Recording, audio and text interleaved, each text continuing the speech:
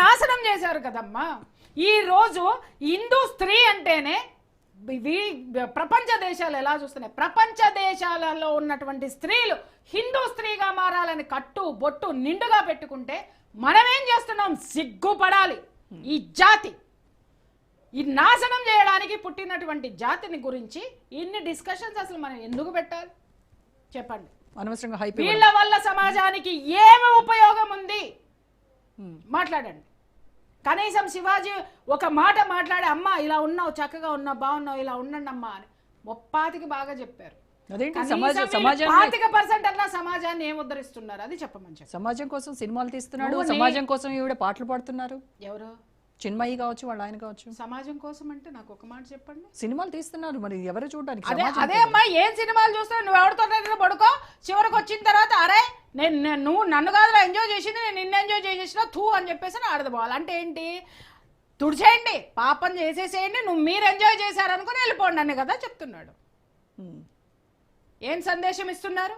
ఆడవాళ్ళు ఎంజాయ్ చేయండి, తప్పులేదు, మీరేం గిల్టీ ఫీల్ అవ్వాల్సిన అవసరం లేదు అని మాట్లాడుతున్నాడు. సరే సినిమా కాబట్టి అది సరిపోయింది. రియల్ లైఫ్లో వీళ్ళు ఏ జీవితాలైనా వీళ్ళు చూసారేమో. ఈవిడ భర్త గారిని అడగండి.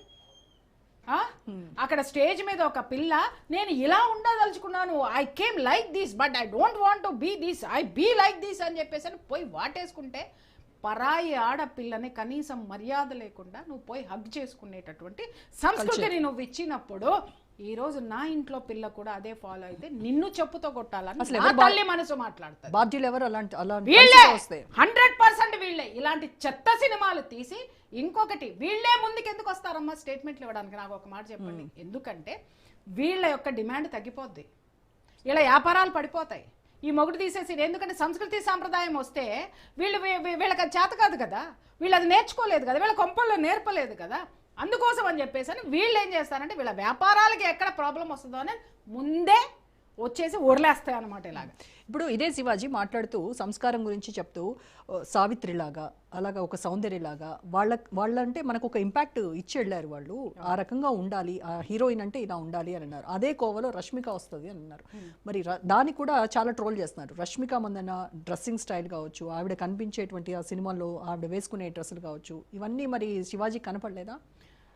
అమ్మా నేను ఒక మాట చెప్తా, అధిక భాగము తీసుకొని ఇప్పుడున్నటువంటి ట్రెండ్లో కనీసం కొద్దో గొప్ప అమ్మాయి కాస్త బాగుంది అని చెప్పడంలో తప్పలేదుగా. ఇప్పుడు ఒక్క ఓన్లీ సావిత్రిని సౌందర్యని తీసుకొని వదిలేస్తే సావిత్రి సౌందర్యలు ఈ జనరేషన్కి ఏం తెలుసు? తెలవదు, సౌందర్య తెలవదు, ఇంకా సావిత్రి అక్కడ తెలుస్తుంది. కాబట్టి ఈ జనరేషన్ కనెక్ట్ అవ్వాలి అని అంటే ఉన్న అందరిలోనూ ఇప్పుడు ఆ అమ్మాయి సినిమాల్లో వేసుకుందేమో నాకు తెలిసినంత వరకు రష్మిక కొద్దో గొప్ప ఇదిగా ఉంటుందని చెప్పేసి అతను ఫీల్ అయ్యాడేమో. కాస్త పద్ధతిగా ఉంటుందండి, అలా ఉండండి అని చెప్పాడు. తప్పేముంది?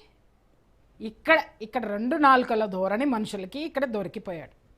ఇక్కడ నేనేమంటానంటే, మరి ఇక్కడ ఒక ఆడదాన్ని పొగిడినప్పుడు ఎందుకు తిడుతున్నారా? మరి ఫ్యాన్సీ డ్రెస్లు వేసుకున్న ఆడదాన్ని పొగిడాడు కదా, పొగిడాడని అక్కడ తిడతారు, ఇక్కడ తిట్టాడని ఇక్కడ తిడతారు. అరే ఎట చెప్పాలరా మీకు?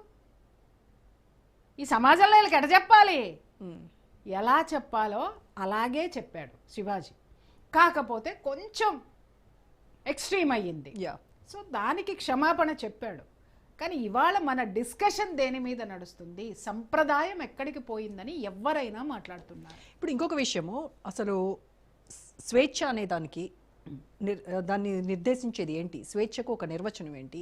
అలాగే విచ్చలవిడతనం. ఇప్పుడు మన శివాజీ మాట్లాడుతూ కూడా ఇక స్త్రీ స్వేచ్ఛ అని రేపటి నుంచి నా మీద అందరూ వస్తారు, పెద్ద పెద్దోళ్ళు నా పైన వ్యతిరేకంగా మాట్లాడడానికి రెడీగా ఉంటారు, ఇవన్నీ కూడా నాకు తెలుసు, ఎవరు వచ్చినా కూడా పెద్ద అన్నట్టుగా ఆయన ఏదో మాట్లాడారు.